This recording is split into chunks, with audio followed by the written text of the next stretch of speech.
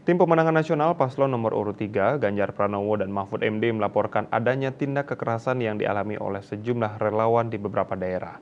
Hal itu diungkap oleh Deputi Hukum TPN Todung Mulya Lubis dalam acara konsolidasi akhir tahun di Jakarta.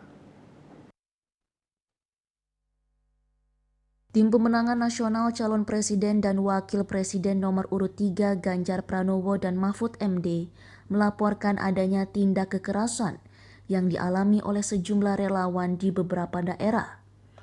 Hal itu dikemukakan oleh Deputi Hukum TPN Todung Mulya Lubis pada kegiatan konsolidasi akhir tahun di Jakarta, Sabtu 30 Desember malam.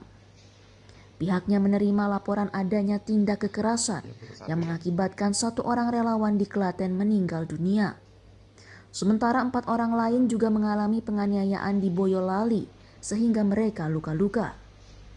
Ia pun menjelaskan menurut laporan yang diterima, insiden yang terjadi di Klaten dilakukan oleh relawan kubu paslon lain. Sementara penganiayaan di Boyolali disebut dilakukan oleh oknum TNI. Todung pun meminta agar Panglima TNI mengusut tuntas kasus tersebut.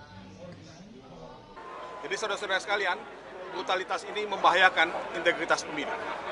Kekerasan ini membahayakan masa depan pemilu kita karena ini menimbulkan iklim ketakutan, ya, menimbulkan iklim culture of fear pada masyarakat kita. Adapun Capres Ganjar Pranowo mengakui telah menerima kabar tersebut dan menyampaikan rasa duka citanya.